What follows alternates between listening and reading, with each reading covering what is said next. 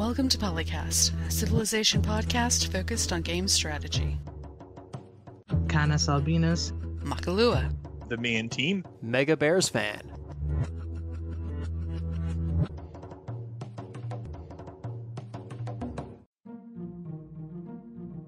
You can't hear us nodding, but we're nodding. Okay, I see us live. And I'm the one who's supposed to introduce, aren't I? Hello, everybody. This is PolyCast, episode 418. I'm CanusAlbinus, and it's been a while since I've done this, I think. We're joined with our usual cohorts of civilization. We've got Makahlua. Are we trying to do the time warp again? TheMeInTeam. Yes, we are. And MegaBearsFan. I'm pretty sure I broke my little toe last night. Oh Ooh. no. That sounds painful. Oh, quite painful. Yeah. I had my toenail ripped off once. My big toenail. I got it slammed in a door. It was a little unpleasant. Well, Well. if you're lucky with the toe, it might only be a sprain, because I thought I did that last year, and I'd only sprained. So, definitely there a have to look difference in that treatment? soon. I don't think so. Yeah. I don't think that you can put a cast on a toe. I think you might be able to put a splint on it if it's like a big toe, Yeah. but even then, why bother? It's I going to feel fix like itself mangled anyway. or something. Yeah. I think the extent of treatment would maybe be like a walking boot. That's what they did with me. They wrapped the toe up, splinted it to the toe next to it, basically, and I had one of those orthopedic shoe things for 6 weeks. Well, hopefully not. Got looked at soon though, so you know which it is. I once dropped a large pump on my toe once. Didn't kill the toenail, Ooh. but and I don't know if it actually broke the toe or not, but my uncle who was working on the thing said, "Why didn't you just let it hit the floor?" And I said, "Because I don't want to break the thing." And he said, "Well, it's going to break your toe if it lands on it, so don't do that." You're reminding me of the time I dropped a 100-pound plate on my toe. But I was wearing shoes at least. Oh, This was when I was strong enough to actually do exercises that involved 100-pound plates. But my gosh, I did not break my toe. I thought I did, though. That was a little rough. I didn't know 100-pound plates were a thing. I thought they capped out at like 45. Usually. We had them for the leg press machine. And that's where I was loading it until I loaded it onto my foot rather than the machine. I always felt like just putting all the weights onto the bar was as much of a workout as actually lifting the weights. It is a pain. Especially if you're like trying to put it on the bar for like cleans or whatever. So it's like not even on a rack. You have to like lift the bar up and shove it into the weight. Yeah, and you're bending down, and Yeah. probably not great for your back. Nobody teaches you the form for putting the weights on the clean bar when they teach you how to do the clean. Well, I mean, you're not supposed to use your back, like bending it and stuff.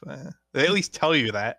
You guys are reminding me of the days when I did weight training in high school gym where we had to wear those stupid heart rate monitors that are basically just plastic straps that go right around the base of your rib cage. And for some reason, the one that I used, or basically whatever was going on, it wouldn't read my heart for some reason, so they had to give me a special thing to hold, and by the time it would pick it up, my heart rate had already gone down to the point where it was too low to count for being an exercise.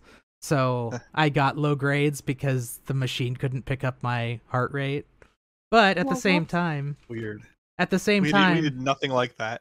some our of gym those stuff. some of those machines had like they're just weight training machines. I was not able to lift the lowest amount on some of them because my body just doesn't respond to weight very well. But Your grade was based on how elevated your heart rate was during the exercise? it was basically we're using your heart rate to determine whether or not you're actually trying. Man, all we had to do was show up to class and be dressed in the gym clothes. That was it. You could sit in the corner on your, well, I guess people didn't have phones at the time, but just sit in the corner twiddling your thumbs for the whole hour and nobody cared. No, we had to go through the whole rotation of weight training machines. They made them like get around the track once in like a couple minutes, too, which is nothing. You can definitely just walk that if you're doing that.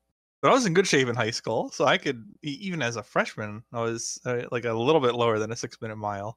This was in 8th grade for me, so. Uh, But anyway, and, by my senior year, I could actually leg press like around 600 pounds and such.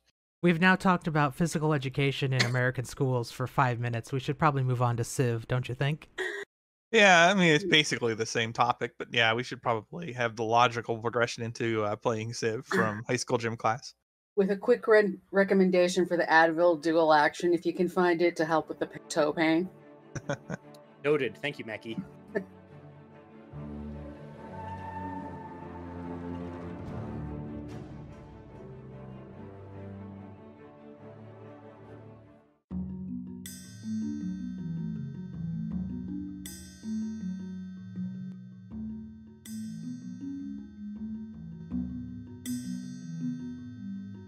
So speaking of building things, latest leader pass, builders.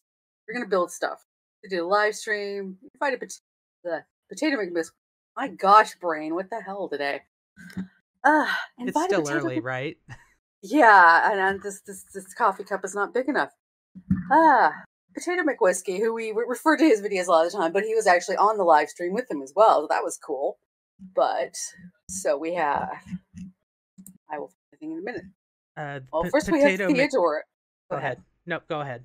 I was just gonna say the first 10 minutes of the stream is an interview of Potato McWhiskey, but yeah, and as much as in the community, not just us, he gets reference, you know. So it was good for them to have him. Yes. Okay, first up, Theodore with the Byzantine. He has Agenda, the New Rome, which is going to be trying to build up her culture, and likes civilizations who also focus on culture. So that's what we need, is someone else mocking us for not having enough culture. And her new ability, Metanoia? Yeah. Okay. Which apparently translates as Restorer of Icon.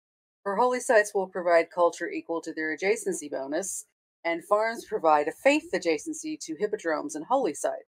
Well, that's going to make it a lot easier to build a holy site. I guess I can accept it because you get cores and armies from culture, so there's some reason to have culture. Well, yes, and also because they give faith adjacency to holy sites, that means you can use the You can make military units. Yeah, you use the theocracy government to just buy all the military units you want. Yeah, so she's a bit of a funky method of conquest, but hey, she's a conquestive. She can be. Or she can, she could also do religious victory probably a bit easier, and at the same time would have all the culture you need to not fall behind there. Nope, conquestive. But all she has is the Dromun, which is the unique naval unit. So, well, you can also combine her holy sites with the oh gosh, what is it? Is a social policy or something that gives them production equal to their or a belief that gives them production equal to their adjacency bonus as well. And then you're getting faith, culture, and production out of those holy sites. Well, you can use what's it called? Is it work ethic? Work ethic, yeah. And then there's the other one, see, my brain is also having this problem. The thought forms and it does not want to come out of the mouth, yes. Yeah. Let's just move on. Let's just move on because I mean, basically, with her, you're going to be making a lot of culture and faith as long as you manage your adjacency, which is useful. Yes. Yeah, and being able to have the farms gives you more options of where to put the holy site. You can just build a bunch of farms around it, and you can if you have your starting spot doesn't really have a great faith adjacency spot, well, you can get at least a semi decent one by placing a bunch of farms around it. And then you have bigger cities, which means more districts, which means more stuff, which means more win. I do wonder if it's a minor adjacency or a major adjacency bonus for the farms, though, because usually with improvements, it's a minor adjacency. Yeah. This is interesting, though, because now I'm trying to think there probably aren't too many positions where she can't get like some kind of pretty solid adjacency out of something she can build. You know, even if you don't go for your uniques all the time. Like, if you just have good terrain for something else, then you can make that. Otherwise, you can take advantage of one of these in most cases. Well, as long as your holy site's on flat land and there aren't, like, hills around it, you can completely surround it by farms. And, or I guess you also can't be on desert and maybe not tundra. But, yeah, I mean, it's pretty easy at that point, even on a minor adjacency bonus, to get a +3, faith, even if you've got, like, no other natural tiles that would give you faith usually. Well, Wait the a game minute. won't put her in the tundra most of the time, at least. No, So but desert might be a real possibility depending on what her yeah, start biases are. I'm looking at this where it Byzantine says students have a desert start bias, but who knows? But I strongly doubt that she's biased towards desert. looking at where it says farms provide a faith adjacency to hippodromes and holy sites. But the hippodrome is a recreational district, which shouldn't be getting any adjacencies in itself.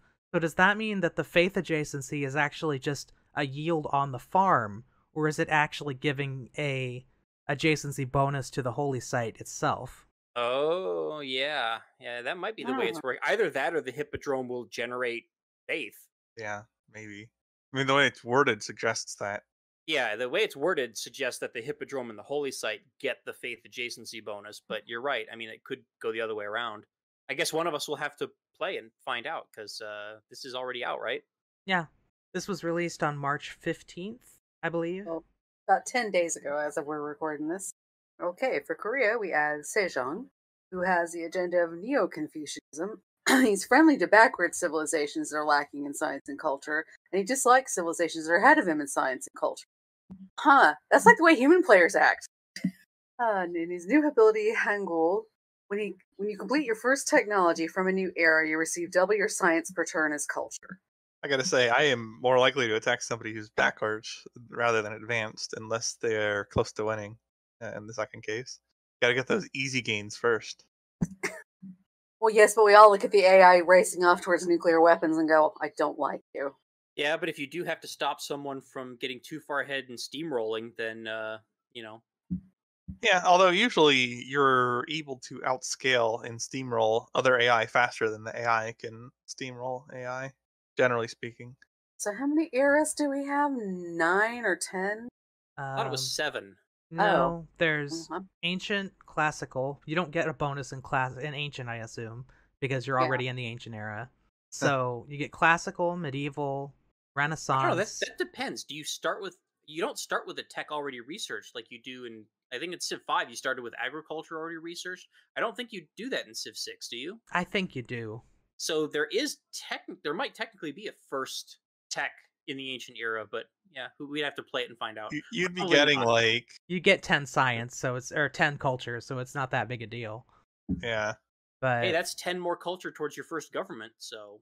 but you that's get true. It would be classical- significant if you got it, just because you would get to policies faster. You go classical, medieval, Renaissance, industrial, modern, atomic, information, future. That's 8 eras. Okay. I overcounted. So early on, the first couple of times that's going to accelerate you a little bit, but you're still not going to get a lot out of that necessarily. I mean, like if you got that culture the very first game, it would be more impactful. But the further you go on, I don't know that you're going to get as much out of that. Well, since you're Korea and you have out of control science anyway, it's going to be a lot more than it would be if it was just some random other civ. Yeah, but it's a one-time bonus. That was the thing. Well, for each era, yeah. Yeah. It's not one of those Well, things that like it will look very exciting. I just opened up a image of the Civ 6 tech tree, and there is not a base tech that you start the game with. So there Okay. is technically a first technology that you will research in the ancient era. I don't know if that's going to count towards this bonus, but like technically, by the way it's worded, it should. Yeah, I don't think you can use this to just like ignore culture otherwise. It'll just speed No. you up there a bit. But this particular ability has caused some consternation among the Korean fan base. We will talk about that in a future topic, but we'll put a pin in that and remember that for later. Last one we got, Ludwig II of Germany, who has the agenda of eternal enigma. He likes civilizations that do not keep the maximum number of districts in each city. He dislikes civs that build as many districts as possible. Another leader that likes the bad slaw. Sit over here and be peasants. I don't like it when you try to be equivalent to me. The new ability of Swan King. Wonders, even if not finished, receive +2 culture for each adjacent district, and all culture adjacencies provide tourism after discovering castles. since the number of districts you can build is capped by your population, I guess his ability is kind of indirectly he dislikes civilizations with low populations. Because if you have really high population, you're less likely to have built all of the possible districts. Yeah, I guess. I don't know though. People usually put their district slots to work once they have them. He's just another one of those civs that's just, or leaders that's just not gonna like you all that much. I feel like it's one of those things where he's supposed to be like for lack of a better term, like a rubber banding leader, where like he's supposed to favor and be friendly towards the civs that are kind of lagging behind, that are less developed, and then also kind of dislikes the ones that are very well developed. But like I said, it could also just end up being a function of population in practice. I never look at I the don't know. agendas as something that needs to be well balanced, because the agendas at least seem like they're flavor based rather than actually, like, they don't really affect anything other than another civ's relationship with you. And if you subscribe to the Phil logic, who cares about that? You're going to kill them anyway. Well, it affects who you fight first, pretty much. Well, this is Germany, But under Phil's logic, what I was kind of getting at is if you do pick on the easy targets first, Ludwig will probably be more friendly towards them because they are lesser developed. So you're going to make an enemy of him by picking on all of his friends. Yeah, That was kind of what I was getting at. Just attack him first, then. Fine. I I will mean, use up my district slots on encampments and production, and then go take him and his district slots. And the rest can try Tier rivers at me. I don't care. well, he is Ludwig the Mad, so it kind of makes sense Mad that he's is a little bad. insane. Mad But, is bad. Actually, uh, his bonuses aren't that bad, but he is bad, and he should feel bad. I am a little upset because they didn't add the Neuschwanstein Wonder in this pack, which is what he's famous for building. Oh, is this that Ludwig? Yeah. Ah, I do like the idea of unfinished wonders providing culture. It's yeah. I was looking at that and going, wait a minute. In So this means when normally we get that production bonus. So now if it's like you're trying to build for example, the pyramids and it's adjacent to 2 districts, do we get the same amount we would have gotten production but doubled for each district by it? Or basically what happens is if you build a district and there are wonders available that you can place adjacent to it, you should put it there even if you have no plans to finish it, because you get culture from it. Yeah, what would be really funny is if he actually gets to keep the unfinished wonders, like after That's what I someone was else completes wondering. them. He So you could doesn't. just, yeah, it'd be really Aw. funny if you could just have a bunch of half-built pyramids and, and great lighthouses sitting around your empire, just with scaffolding around them. that Oh never- man, that would be tilting people so much to have all that crap in Yeah, there. just generating free culture all game long. And the fact that adds culture too. I mean, That would be amazing. to be fair, that's kind of what Neuschwanstein looks like in real life. It's one of those buildings that just always has scaffolding around it because they're always repairing it. Well, I don't think it was ever completed either. Well, right, and that's one of the reasons why it's always being repaired. So here's something interesting to point out. How many wonders would you need in order to match the culture bonus from the new Korean leader? Because if he's getting up to hundreds of science per turn fast enough, it might be pretty difficult across a game to use this to generate more culture. I guess it depends on how quickly you get through the eras, but you'll be ahead on culture for quite some time as Korea if you're checking quickly relative to this bonus. So I don't think it's that bad of a bonus above. But it just doesn't feel as exciting when you don't see the numbers on your screen all the time. Like those one-time bonuses are like they can be either bad or amazing, but they just don't attract the same amount of good feels from the players typically.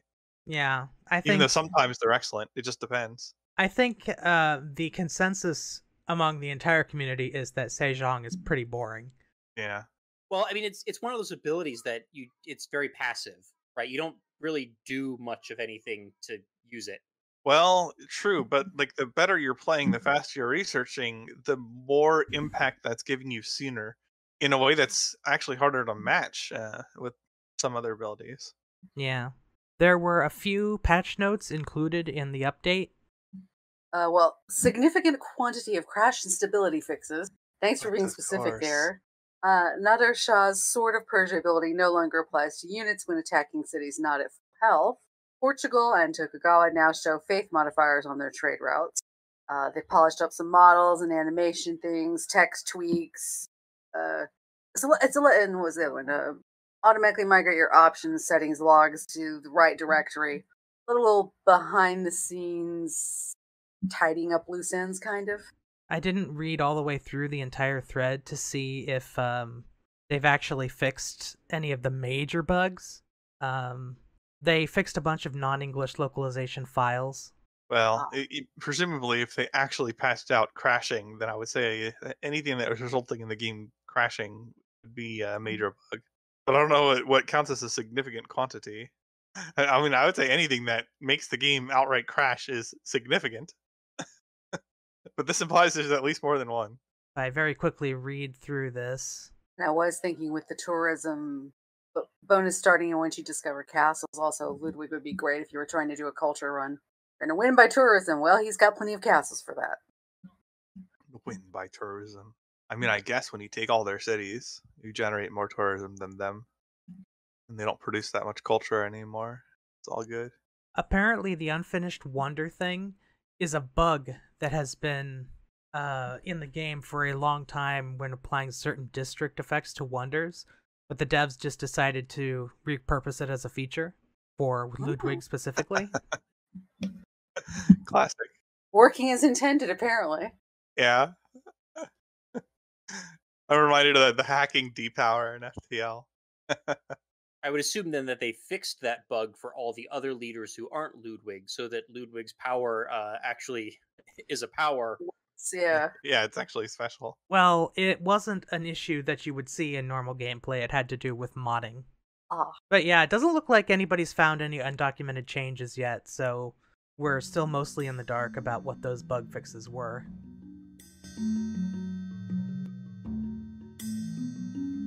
So, less than a week, or less than 2 weeks, definitely less than 2 weeks, but mostly less than a week after the Builder Pack was released, Firaxis started publicizing the 6th Leader Pass pack, which was the Leaders of England pack, which has been announced to be released on March 29th, which, as of our recording, is 3 days from now? 4 days from now. Yeah. Next Tuesday? Wednesday for us. A Wednesday, okay. So we get Age of Steam Victoria, who's an English leader, and we don't really have any idea what bonuses they get yet because we haven't seen anything. So this is mostly going to be commenting on what the leaders look like. And Age of Steam Victoria looks like regular Victoria, except she has what looks to be an Edwardian era outfit. It's unfortunate. They should have made her look like Civ 3. Which is a little bit weird because even if we're considering the Edwardian era outfit to have included the later part of Victoria's reign, because fashion kind of is, transient in that way, she still looks like she's young. So she's a young Victoria wearing a late 1800s outfit. So looks interesting. It also doesn't really look like the kind of outfit that a queen would be wearing. It just looks like kind of regular noble person garb. I could see the queen wearing that. Maybe. I don't know. Although I wouldn't expect her to be wearing that kind of hat. Yeah, I think that was the big thing for me, is the hat. Just looks like the kind of thing that you would just see someone wearing walking down the street. Like Elizabeth II during her reign probably could have worn something like that in public because she wasn't, like, I don't remember Elizabeth II being big on wearing like a crown in public most of the time, but pretty sure Victoria wouldn't wear something like that. She was very strong into regal tradition and court manners and all that. And then we get Varangian Herald, who leads Norway. So, leaders of England leading Norway. Great. Yes. I'm not exactly sure. When I first saw this, I thought he was going to be an English leader, because didn't Harold conquer England at one point? No, he was one of the contenders in the England Bowl of 1066. He had a claim to the throne just like William the Conqueror and a couple other people did. And he invaded England, but he failed to win. So Oh, okay. one could argue that he was a legitimate claimant to the throne of England, but William the Conqueror sent him home, so not Would have been a technically. little odd to make him a ruler of England. Well, I guess he could have been like a dual leader like some of the others are, but it'd be a Yeah. little weird. You'd have Varangian Herald versus regular Herald. Looking at his outfit, he seems to be wearing a strange form of plated. I want to say that's plated leather with gold chain links on it, which It looks weird. it's very weird. There's- I've never seen realistic armor that ever looked like that. Well, no, because it looks like they're like the plates are like on top of something else with like gaps in it. Yeah. It's an interesting Yeah. outfit. Yeah, it's a fantasy armor that has a specific name, but I cannot think of it right now. Well, I mean, my understanding is all of the art for the leaders like comes from actual art from history. I don't think I've ever seen a leader where they just made something up from scratch. So I'm wondering what the source image for that particular outfit is. I mean, I'm sure it had like that kind of stuff, but that armor doesn't look right to me. I've never seen armor that looks like that, but it may be a type of Viking armor. Or it could be Byzantine. I don't think they would. Yeah, I don't know. What are those plates on top of? Like, what's underneath that in this image? Probably some sort of gambeson. Or chainmail, maybe? It's just that it doesn't look right. Or, I don't know, it kind of looked like leather maybe, because I can't really make out a chain detail in the gaps. Yeah, I don't know. It's weird. So And trying to then- bang out one big piece of plate mail, they banged out a bunch of small plates and attached them with metal rings to a Well, leather. that was common, but they usually did better coverage than this, and they Yeah. weren't like so. I don't know. It's odd. So then we have Elizabeth I, and she looks pretty good, actually. She's got, like, I've never seen a leader in Civ 6 that has such intricate hair. Her hair is very curly. Yes. Somebody on the art team had a really fun time with that. Yeah, and she's wearing, like, an appropriately Elizabethan dress, although it is entirely dark brown, which is a little bit disappointing. But, What the heck Best is color? what the heck is going on behind her head? Like, is there like like peacock feathers coming out the back of I her think head? it's a tree I or think something. that's tree. Oh, okay. I was wondering if that was part of her headdress. It is She's a not little that bit. one with nature. It is a little bit weird, but I'm guessing that would be the painting they based it on, because I assume it was a painting, because there's no way we have a photograph of Elizabeth I. But of course, the first thing we get in the comments is, "Would you be interested in a trade agreement with England?" Yes. So- somebody probably posted the Simpsons meme. Say the thing. They The watch, did. she'll say it. Yeah. They did. It's literally it's literally post number 5. I think. Let me count. 1, 2, 3, 4. No, it's more than 5. But they did it wrong. They said, "Would you like a trade agreement with England?" And that's not what she says. Yeah. She says, "Would you be interested in one?" Yeah. And then they're speculating that maybe her voice actress will be the same one that did Elizabeth in Civ 5, which would be hilarious. But I don't know. I approve of these leaders, although I don't think we need another Herald unless he has like an actually interesting ability, because existing Herald has that really cool pillage ability. So what are you gonna do to top that? Well, if thematically he's a Varangian, like weren't those like bodyguards to the Byzantine Emperor? So maybe his ability has something to do with like helping protect other civilizations somehow, which could be a cool flavor. Yes, the Varangian Guard were a elite unit of the Byzantine army and personal bodyguards of the Emperor.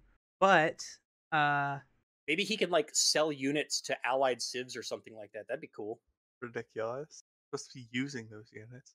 it's weird though, because you don't usually think of Vikings guarding the Byzantine emperors, but Yeah. people forget that a large part of Russian history is the Vikings sailing up the rivers, and as a Now, if you result, played CK2, you don't forget. ending up in the Black Sea somehow. And if you played CK2 enough, you definitely will remember all those times where Vikings are up and down your rivers. Did they have river sailing in Yes. CK2? I Yeah, did not know CK2 that. had river sailing, and CK2 also had stupid raids that did not appear hostile until they decided to siege you. So you would just have like relatively large for the time in the game military forces just appear on you and siege you. Bull crap. Well, I mean, they are Vikings.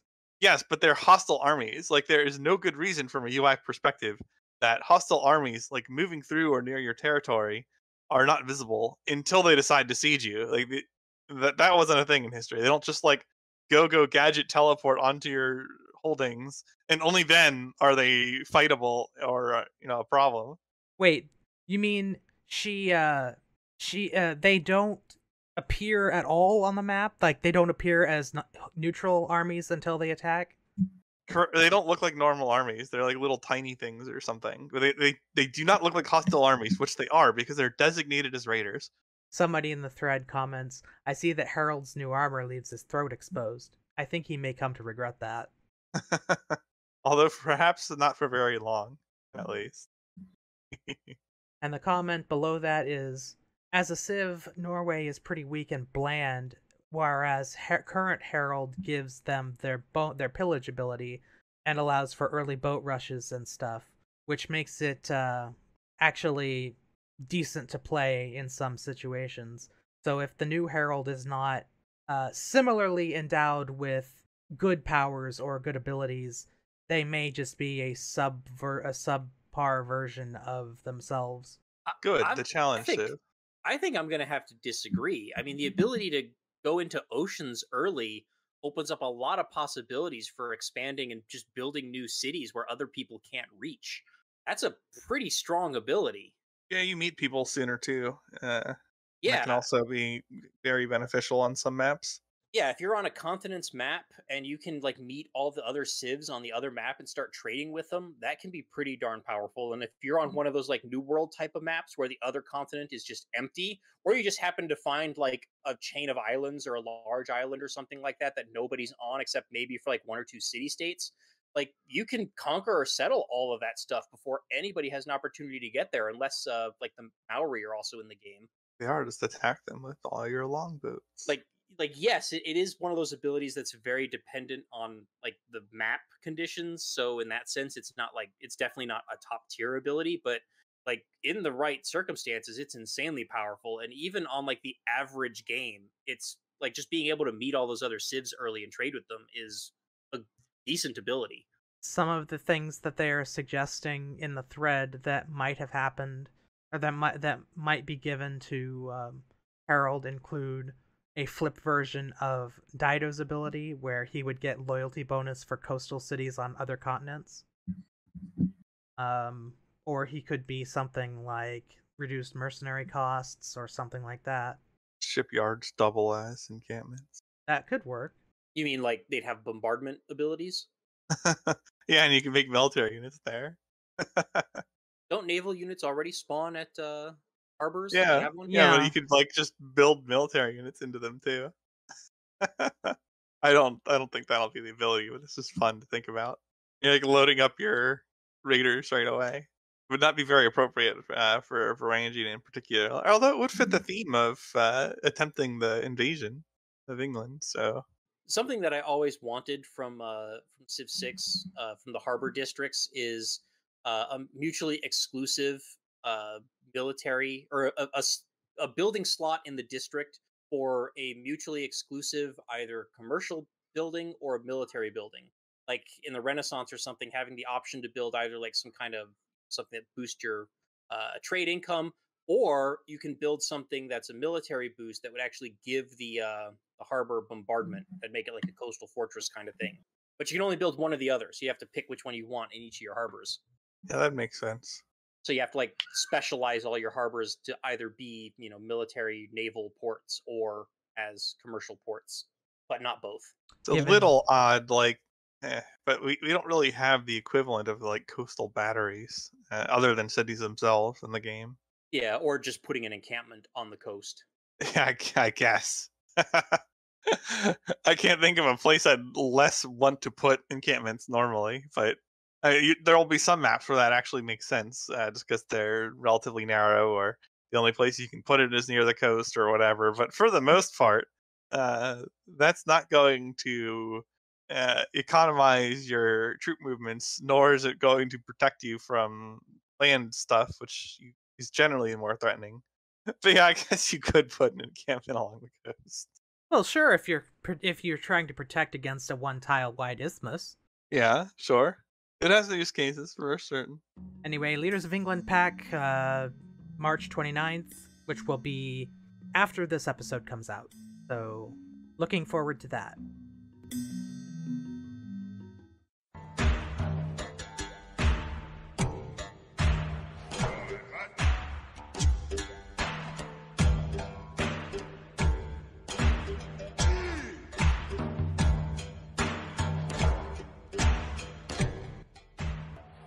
Okay, so moving on, have Yes. thread titled "History of Simulator Game: Civ's Precarious Balancing Act," and the correct balance is that it is a game. All right, we're good. Oh, jeez. Is that really all you want to say about that? Well, I also noticed that there's a balance between four aspects of the game, like immersion, historical accuracy, strategic depth, and fun entertainment value. And I do take exception to that. It's not clear to me where immersion is or should be a separate concept from fun and entertainment value. To me, those are tied to each other. Well, So you I don't know. You could also argue that it's closely tied to historical accuracy. Well, not necessarily, no, because people find games immersive for different reasons. Right, so it could be tied to historical accuracy. The game could be immersive because it is historically accurate. Well, sure, but it's not its own category. Like, you become immersed in the game for a reason, and like there's no objective source of immersion like there is for. Well, I would say there's also not for fun and entertainment value, but there is for historical accuracy and strategic depth of the game. Like, there are ways you can actually measure those independent of the person playing it. Uh, Whereas with immersion and fun entertainment value, no, not really. I mean, some people might think like Cookie Clicker is the best game ever.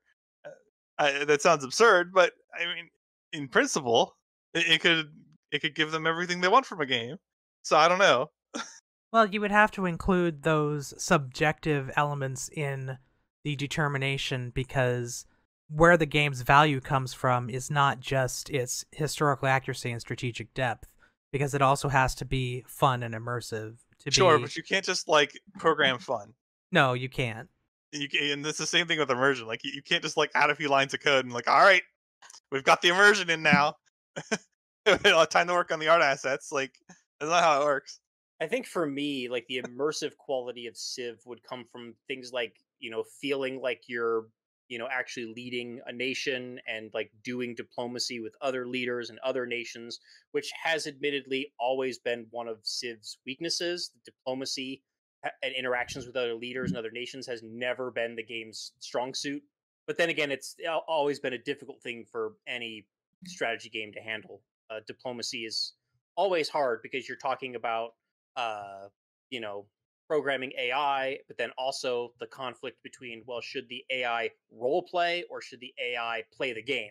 Yeah, and then you have to design the game's mechanics accordingly as well. What if we try to look at it from a deconstructionist point of view? What would Civ look like if they eschewed immersion and fun and entertainment value?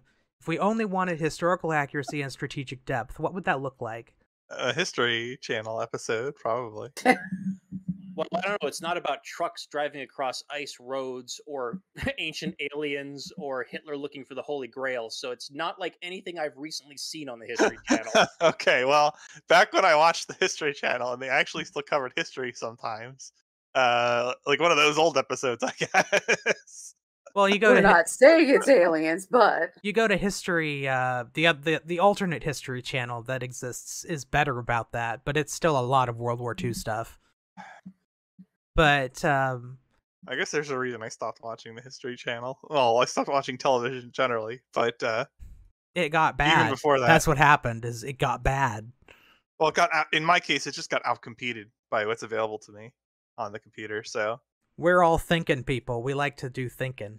But yeah, I mean, like, if you the extreme of history is to just have a 1-to-1 reproduction of what happened historically, which doesn't fit into Civ at all, of course, but that's what that would look like.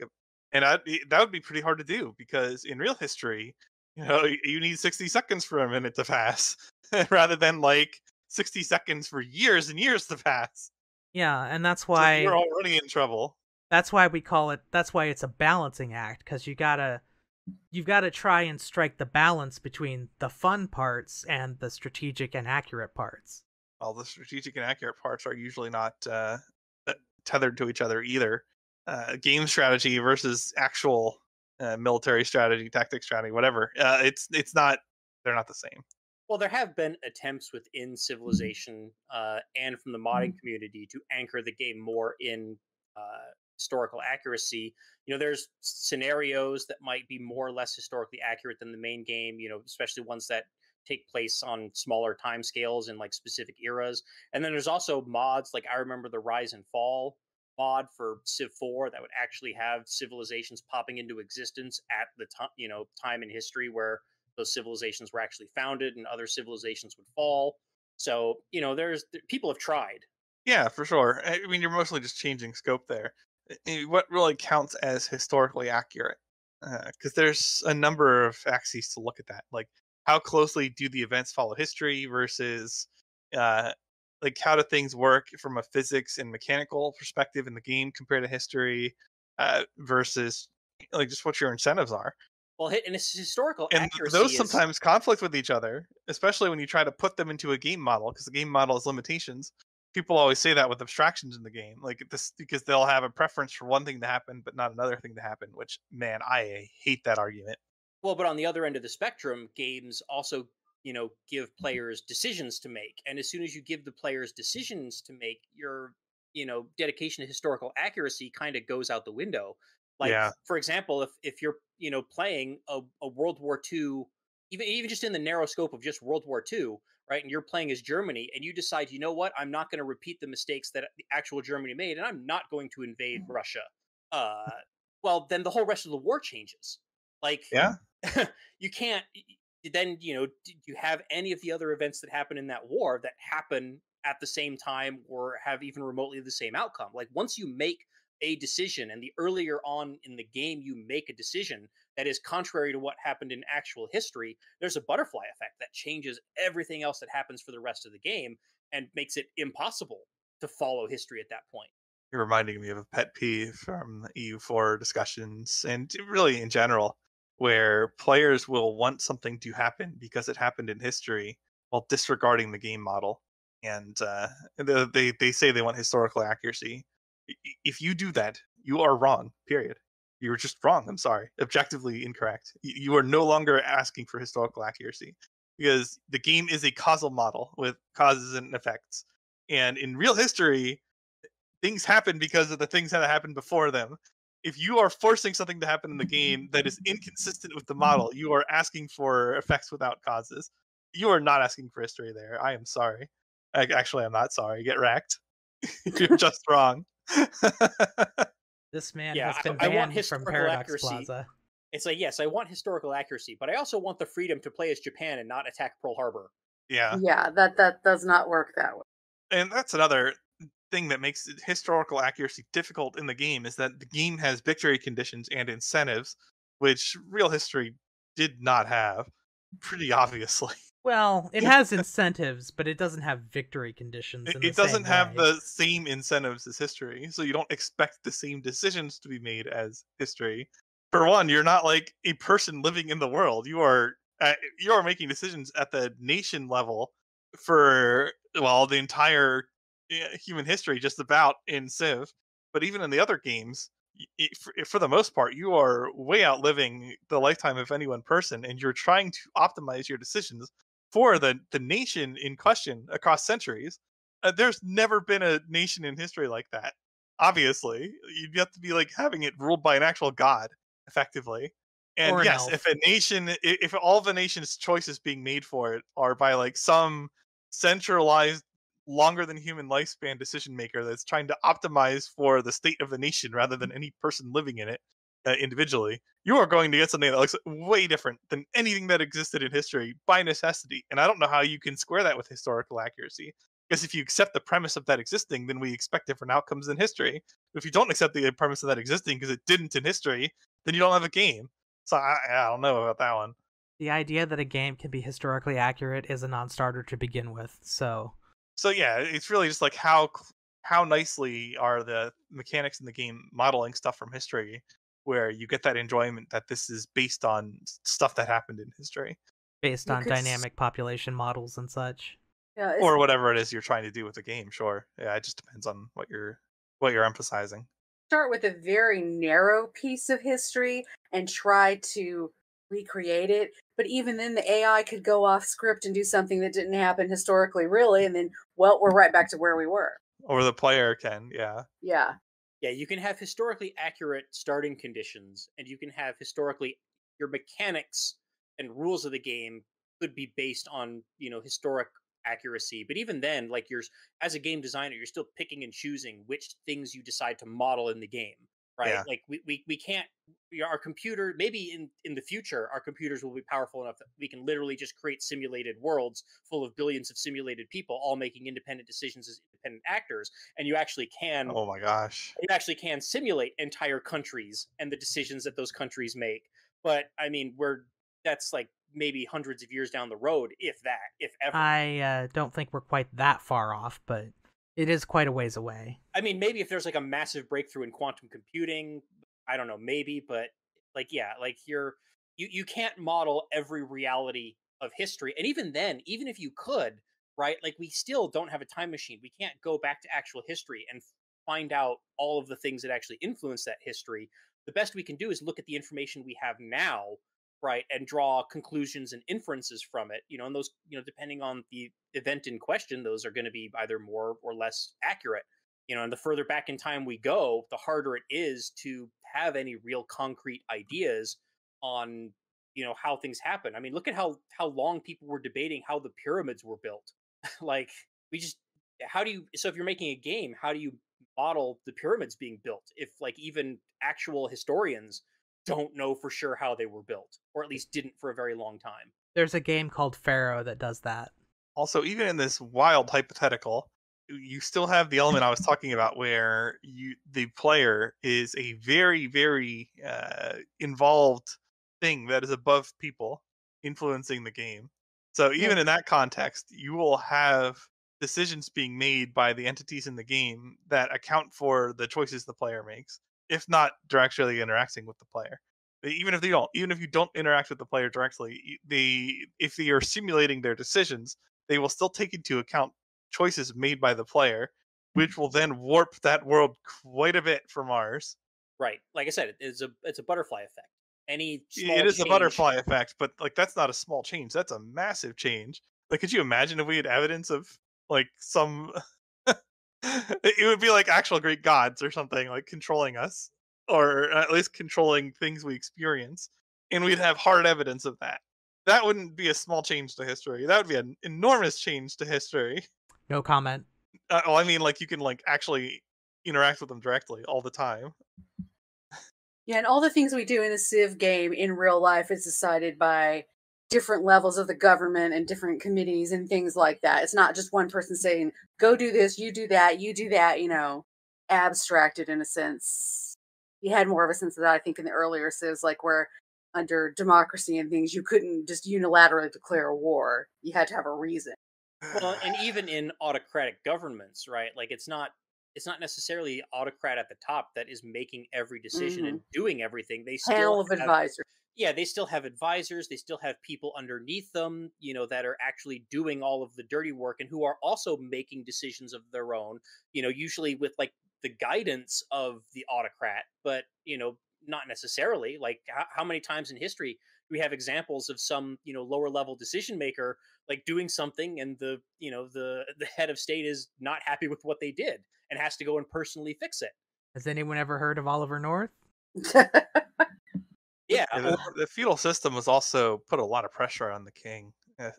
It took a while for monarchs to centralize power. I would say for the majority, they were pretty beholden to their nobility titles below the kingdom title. It kind of took like almost 1,000 years for the divine right of kings to become established enough that you could have an absolute monarchy. Yeah, it wasn't quite 1,000, but it was quite a few hundred. Yeah. Well, yeah, maybe it was about 1,000. depending on the fall of the Roman Empire. It's hard to say.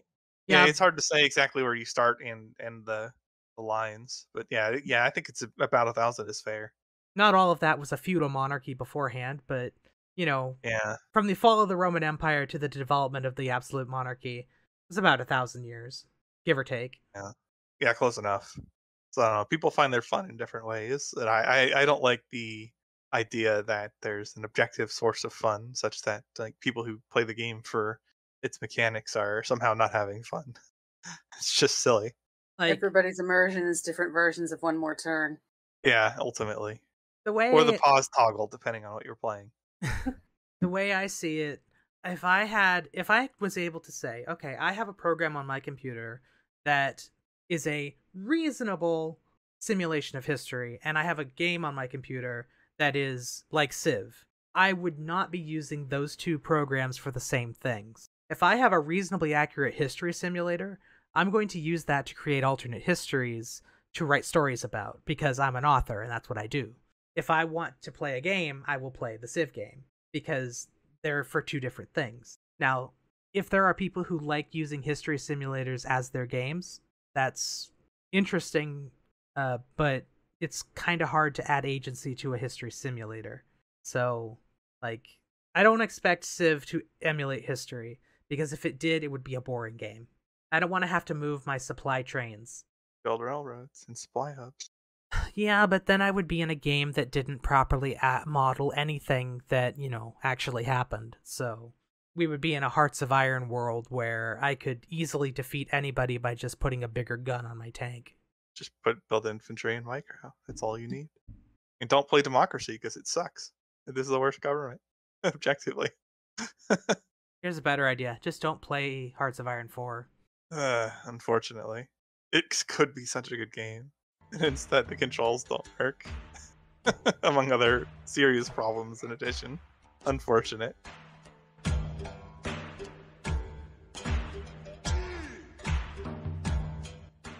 Let's move to our next topic, which we put a pin in earlier. That's our Korean opinion of the newly added Sejong. And the thread that this was in has been locked, so I assume there was some flame wars going on at some point. But there's a video posted by Coupe Navigator, and it's a video by a Korean Civ 6 YouTuber who is talking about how the Korean community for Civilization is upset with the ability of Sejong, and indirectly also upset about, also building on the complaints about Sondak from the original Korea Civilization. And basically what it comes down to is they're upset because Sejong, in their view, was a much better leader than Sondak, but Sejong has the most boring ability of any leader in the game. So even though he was one of their greatest leaders and is one of their most highly revered people, he gets one of the most boring abilities in the game. It would be something like if America was given a version of George Washington that literally did nothing. That's kind of... I don't like this. Because you could just make the culture bonus a little stronger, and okay, it's quote-unquote boring, but it's strong. Is that really a bad representation in the sense that it's insulting them? I don't know. I don't know. I mean, I could understand if your criticism is just, this is not an interesting mechanic for this leader. But it seems like there's a little bit more to this complaint than just that. There is. I was trying to give the introduction, but Sorry. it's okay. I'm not good at introductions sometimes. But some of the people that were talking about this were mentioning that the leader ability Hangul, which is basically him creating an entire language and ushering it into the usage by its entire people, is largely unrelated to a simple culture bonus. Because language in general is not just about culture, it's also about science and everything else that happens in a society.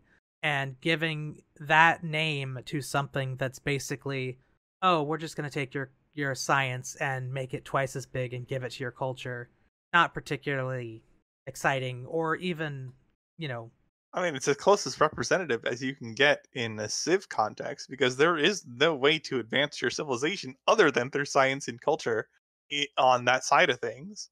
like beyond that, like you're building military units Well, and the game doesn't model different languages, right? Like, at you know, all. it Yeah, models No. different religions, but it it's doesn't whatever model. language you set it to.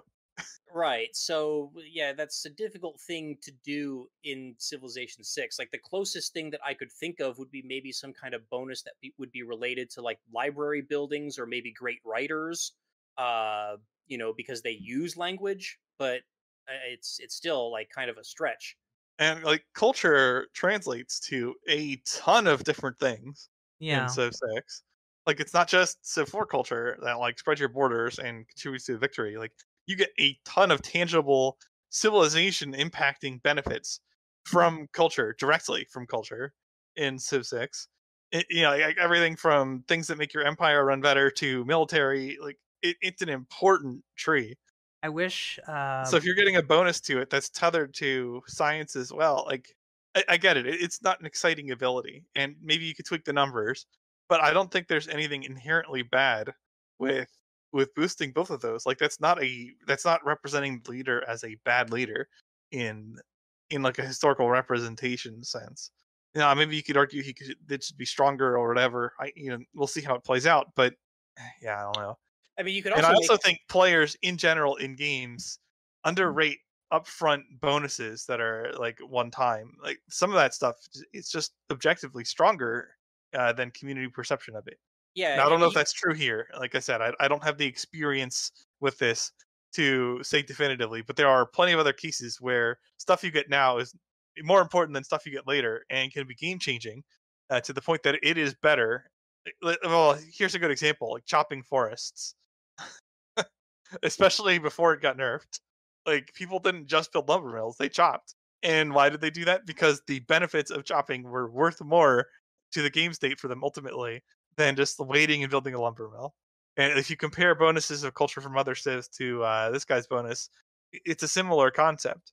So there is a value there for culture that could easily be stronger than most of the other cultural bonuses in the game. I don't know if that's double, I don't know if that's triple, whatever, but yeah.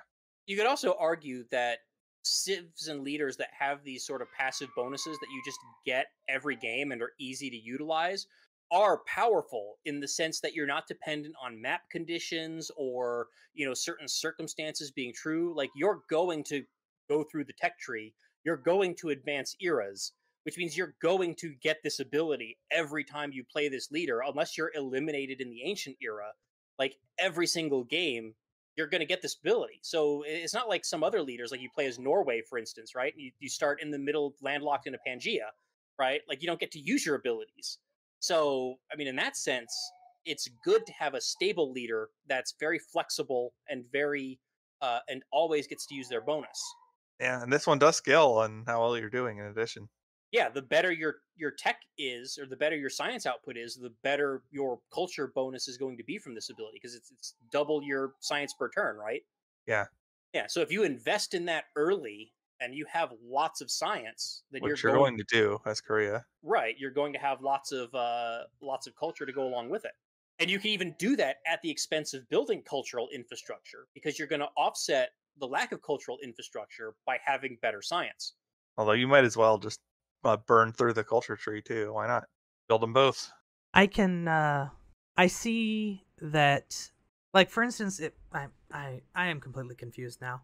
Ignore that. Oh, here we go. The problem that Korea has, independent of its leaders, is that they gave it such a leader-independent powerfulness that their leaders could not be powerful or interesting without being overpowered. Yes, I don't know. There's some interesting abilities that aren't that strong. Like you have to work to get them or whatever. Let's see, what was Korea's actual civ ability? They Farms get receive plus +1 food, and mines receive +1 science from adjacent. Is that pronounced Sejong? Yeah. And they're Saewons, because they are half-price religious districts that get adjacency from hills. They are easy to place, easy to get good adjacencies on, and half-price. So they are always very high and very quick in the science game, which makes them very powerful because, as we know, science makes everything else more powerful. So just without Sandak or Sejong, Korea is already powerful. It's more powerful than some other civs with their leader abilities. And in order to balance Korea, you have to give their leaders things that are less interesting and less direct. Otherwise, they become, overpowered. Yeah, and we don't have a whole lot of civilizations that have science bonuses because of the fact that science bonuses are very difficult to balance because so much of the game goes through science. If you're out teching your opponents, you have access to better units, you have access to better districts, you have access to better buildings.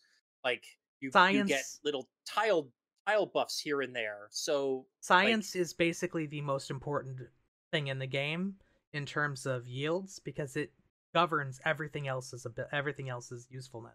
Right. And now Civ 6 did kind of mitigate that a little bit with the introduction of the independent civic tree, but still, there aren't a whole lot of units or buildings or yield bonuses on the civics tree.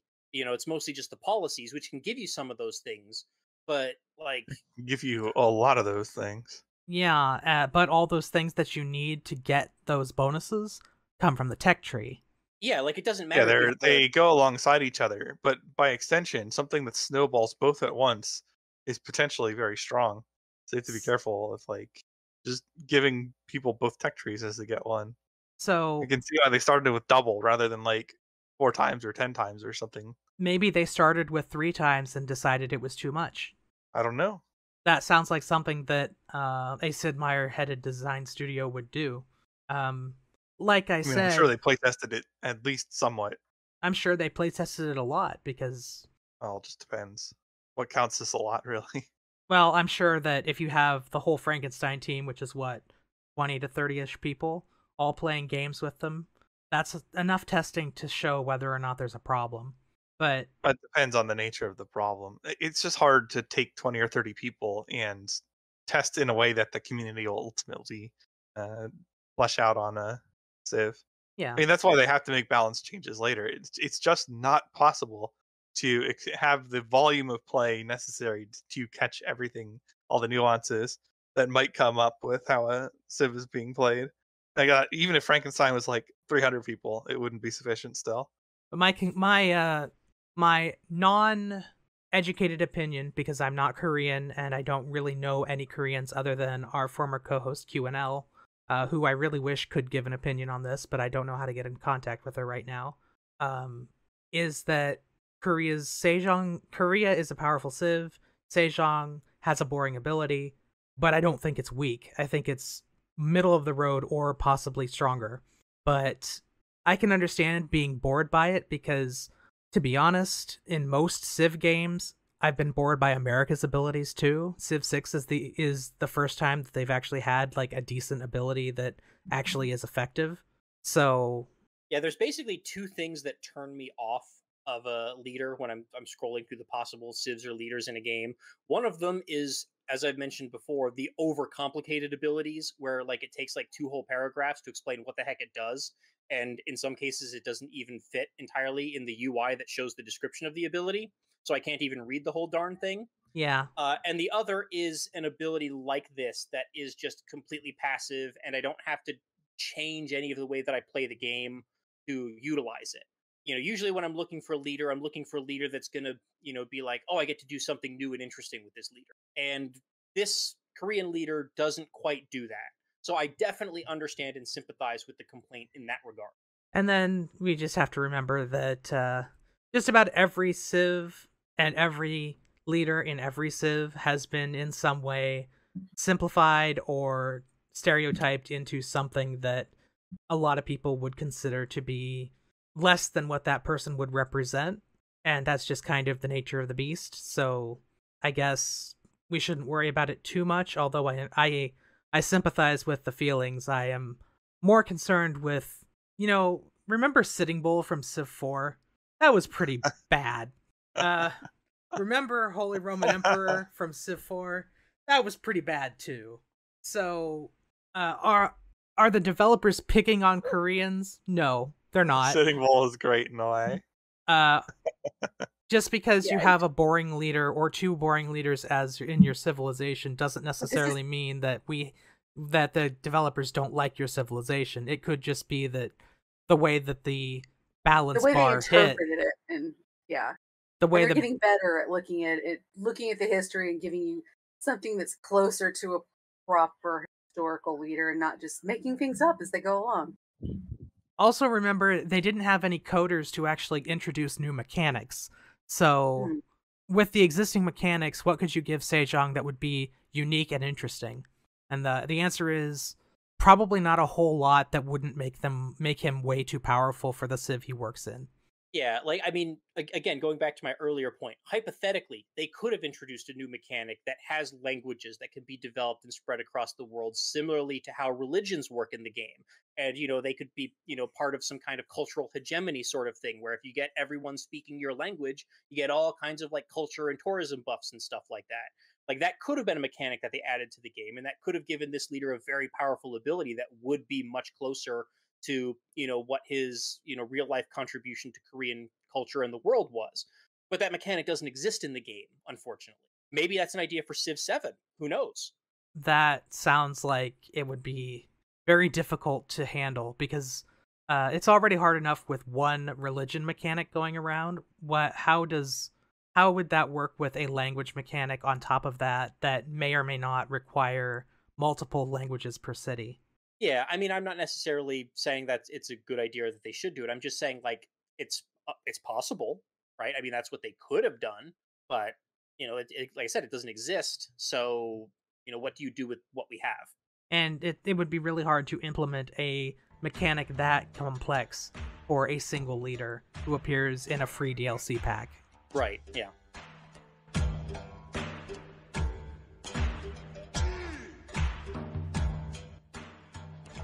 But anyway, speaking of what may or may not be in Civ 7 and certain leaders needing to be nerfed or buffed, there is another article from who is It's GameRant. yeah GameRant posting leaders who should be nerfed in Civ 7. And I came across this article. It was recommended to me on my phone, and the first thing I thought was, I really feel like they're reaching for topics to talk about in this case, because all we have is a vague announcement that the Civ 7 is maybe probably being worked on.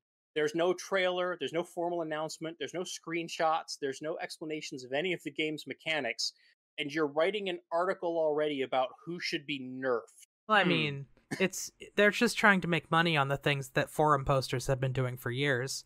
Yeah, I mean, I get it, but it struck me as an odd thing to write about. But anyway, what they did is they listed 6 leaders from Civ 6 and Civ 7, or sorry, from Civ 5 and Civ 6, who they think are too strong and who they think should be nerfed for Civ 7, even though, like I said, we have no idea what Civ 7's mechanics are going to be like, or how any of these leaders are going to work, or if they're even going to show up.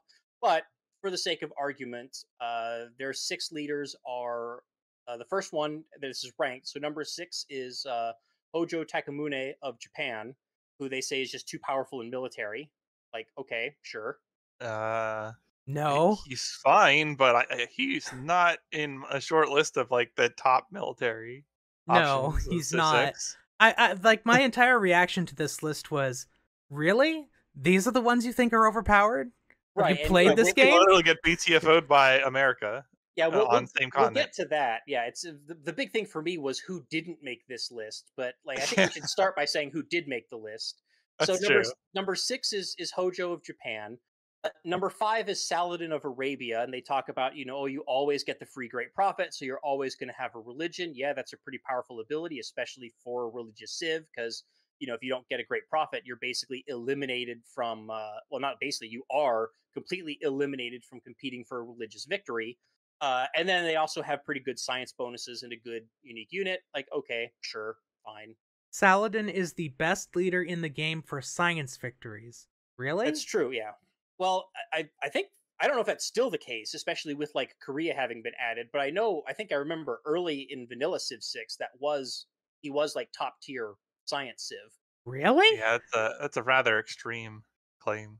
But I think it's closer to accurate than saying that Japan is the best military civ, so hey. Right, yes. It's wrong by less. Then number 4 is Alexander of Macedon and Greece, and in this case they talk about both Civ 6 and Civ 5. They say in Civ 5 he was just absolutely broken and had to be nerfed, so fair enough. I guess anytime a Sivir leader has to be nerfed. He was nerfed though. He was nerfed Like, hard. that did happen. Yeah, so fair point. This one I can definitely, I'm not going to argue too much with. But this is about ones that should be nerfed, not that like things that were nerfed. Right. So yeah, so they want him, I guess, to be nerfed again because he's I still too guess. powerful. I don't know. Number 3 is Shaka of the Zulu. Again, crazy powerful military, and they do specifically reference Civ 5 Shaka, who had all of those crazy good, unique promotions for his units, which were very strong, and his armies were like completely unbeatable in the eras of the game in which they were the strongest. And I think those promotions lasted through the whole game too, so he was pretty strong for like the entire back half of the game. I think they were all on the Impy units, though, weren't they? I forget if it was just the Impy units. I'm pretty sure if, it was, because I think so, yeah. they say that he was unbeatable in early game combat, but that's not true, because if you attacked him before he got Impies, he was a pushover. I do think the Impies were fairly early than the units they replaced, and I don't think they required resources. So they did come into play a lot earlier than the units that they replaced for other civs. Well, but in Civ yeah, 5, like it was still like a medieval or early Renaissance unit, I think.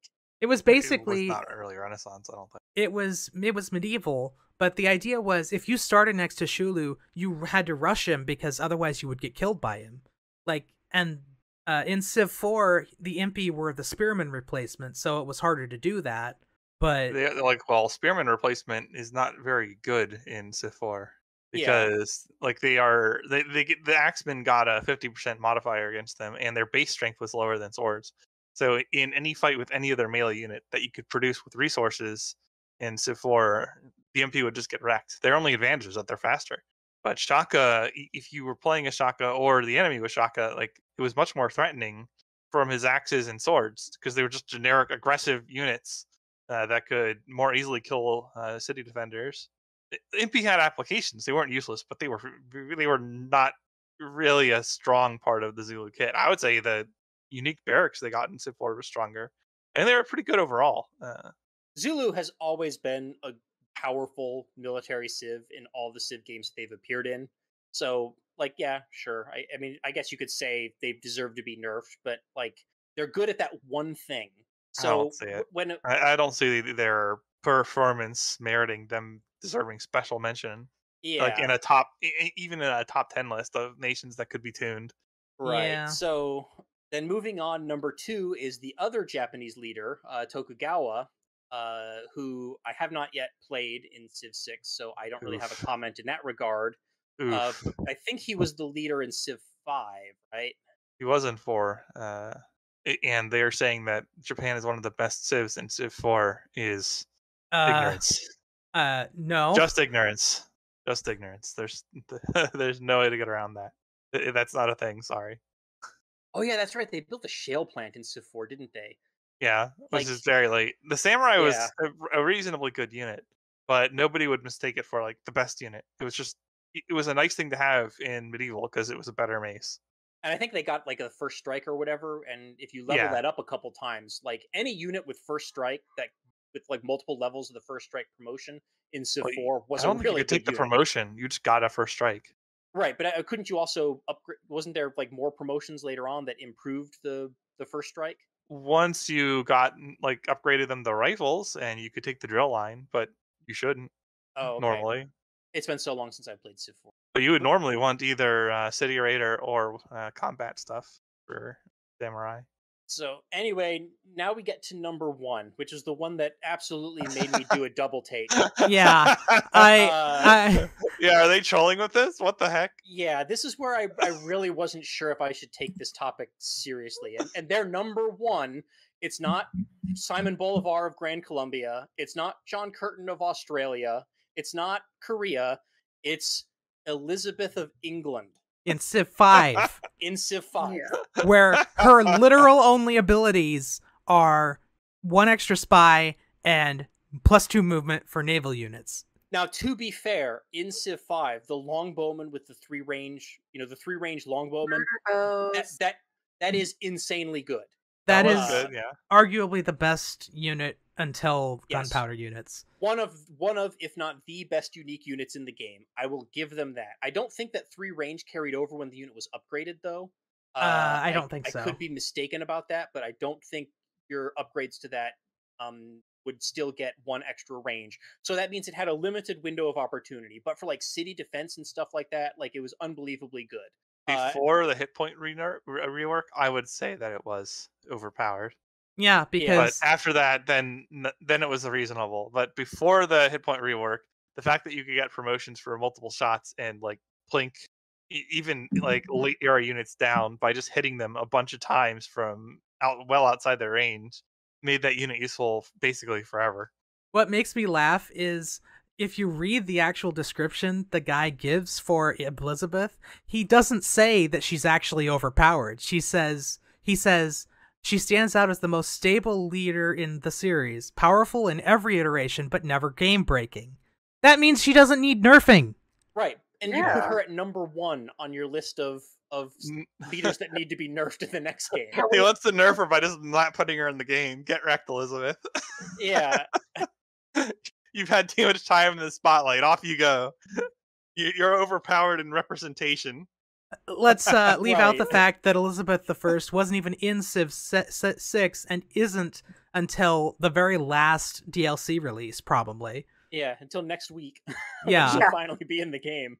Although it Again. does make her reliably appear in Civs, more so than just about every leader. Even though she's showing up late in Civ 6, she is showing up. Yeah, I'm not sure there are any other civs that have the same leader in every game, except just maybe wanna- Montezuma. I just want to know who ever Are they playing using the same Montezumas each Civ? Question mark. I don't Oh, know. I don't know. But I 'Cause just there's am, more than one.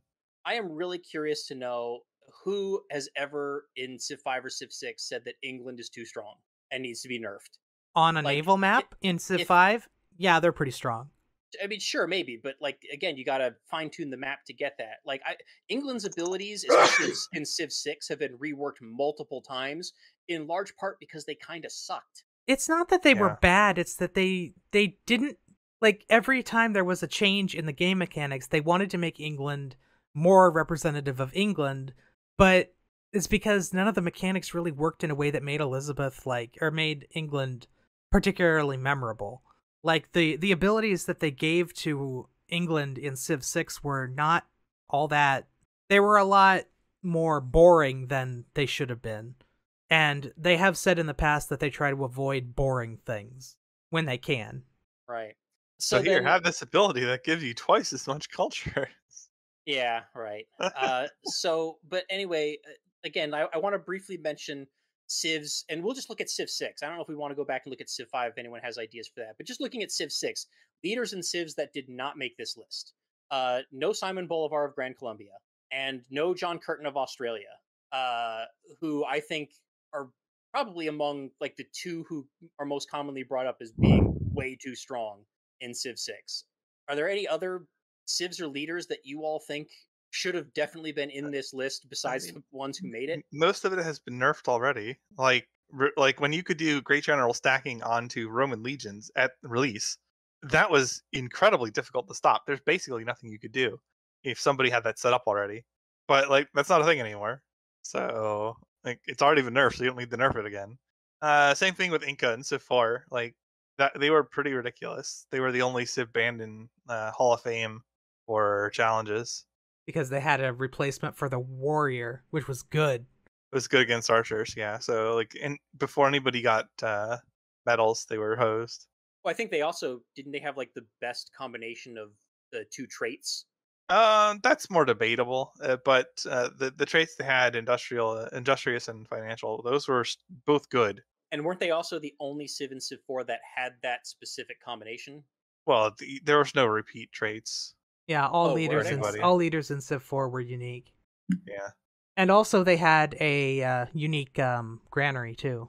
yeah, that's right. And that's one of the better buildings. Well, that is probably the best single building in Civ 4. I don't know what could really keep up with it. Yeah, there's no buildings in Civ 4 that are better than granaries. Yeah, I think it's just objectively the strongest. Although, like, getting some culture on it isn't that much better than a regular granary, but it's nice. It means you don't have to build a monument at all. You frequently don't anyway. Not even for the culture? Correct, because if you have the AI spread religion to you, or you happen to found it, or you placed your city in a way where it works good tiles before for long enough that you're going to get a culture source elsewise, yeah, or you run a culture specialist, or you build culture, or like just depending where you are in the game, it may or may not be too relevant. So like you might only build 0 to 3 monuments across an entire game, or you might have to make more, depending. But for the most part, you're not going to be building that many monuments unless you're charismatic. I remember when monuments obsoleted at calendar. That was pretty funny. Yeah, because that was a classical era tech. although you generally wouldn't build them that frequently if you didn't have charismatic anyway. So like they kind of were obsolete in the sense that you wouldn't queue them up. Well, you know, when I played Civ 4, I was still losing on Settler to science victories, so... I'm sure if like you don't know meta stuff, then fine, but it wasn't that big a deal. Anyway, whoever wrote this list needs to be educated in the ways of the Civ.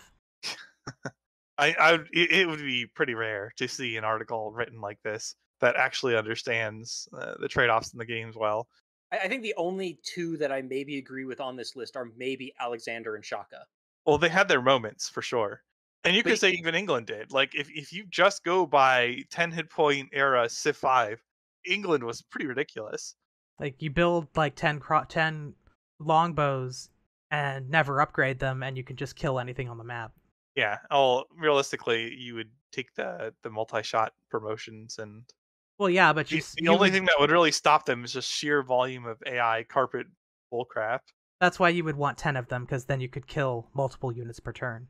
Yeah, well, you'd kill 2 units per turn, but there was a point that came on high difficulties where the AI would be producing more than that, so you would need other things. But they were very strong for basically forever and had value basically for the entire game. So even if you had to eventually add more things to your army, they were still incredible. There were not that many 3-ranged options for most of the game, really. But even then, I don't even think the person who wrote this mentioned the longbowmen. Like, they mentioned the ship of the line being the thing that makes England too strong.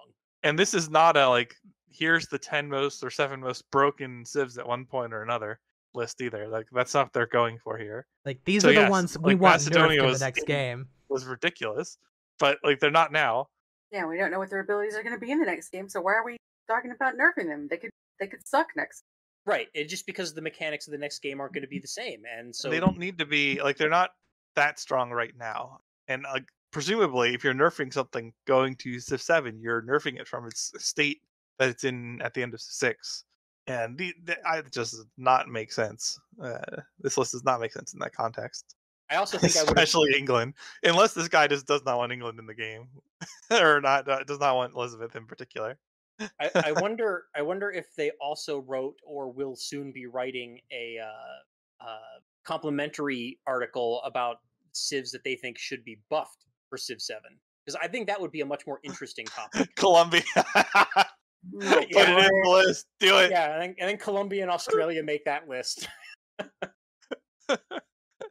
They were good at first, but they were unduly taken down. Yes.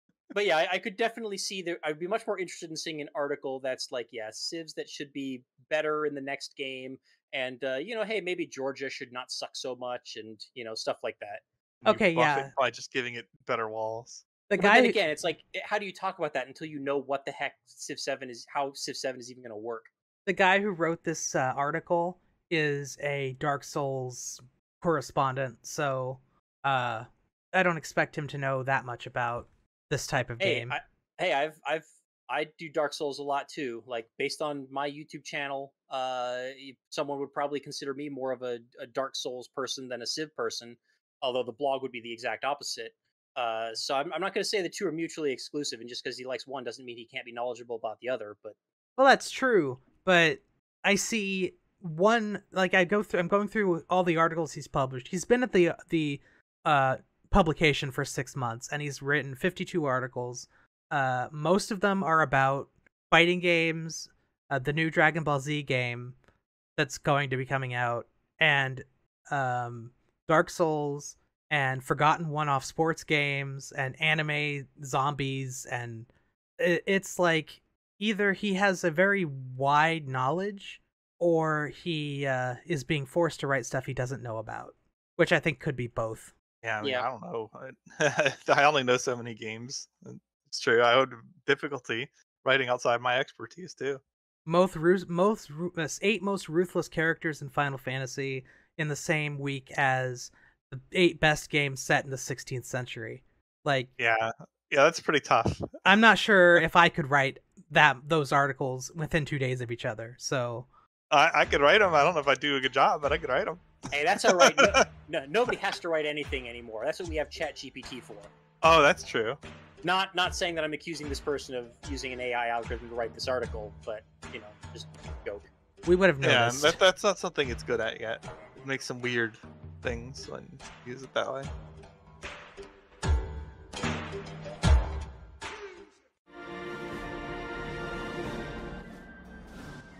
Anyway, I think we ironically went way long in this episode compared to what we thought was Yeah. going to happen. That we have. Yeah, that immersion topic, board game versus historical simulation thing, actually, it was an interesting talk. So we should call the episode "We Really Said Something." We said lots of things. All the things. Well, anyway, I think that's our cue from Canus to get out of the pool. So thank you for listening to PolyCast episode 418. I have been MegaBearsFan, joined as always by CanusAlbinus. There's going to be a lot of editing. It's going to be a long time. Not because I Makahlua. have to cut stuff out, but because there's a lot of talking. Makahlua, You have to get the scissors out, flip it like it's the film strip. and TheMeInTeam. Now you too can endure through the adversity of toe injuries. Yeah, Oh I boy. gotta go put some ice on it. Good Oh, plan. no. Yes, that will help. I should go kick the door just so I fit in. No, don't. Oh, don't. I don't recommend it. I don't recommend it. Although if you kick a door properly, you won't be leading with your toes. So My story wasn't all that much worse. I stubbed it because, or I think I broke it by stubbing it on the wheel of a rolly office chair while I was going to sit down. I've some of done those are pretty that. heavy. So if it's not feeling like rolling, then it provides pretty good resistance. Yeah, it's My on case- carpet, so it didn't move. Yeah, My toe was apparently the thing that budged. yeah, they're In not my light case, objects. it was a bag of books on the floor. I mean, there's a reason why we call Ottomans shin finders. Wrecked by the Ottoman Empire. I'm just imagining an empire of suede Ottoman stools. Well, it sounds like you got wrecked by Office Depot. Can't stop them. Oh no, Office Depot! No, put them away.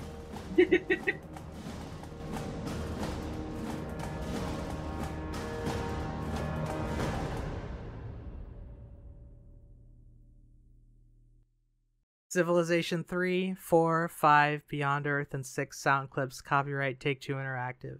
Copyright the Polycast at thepolycast.net.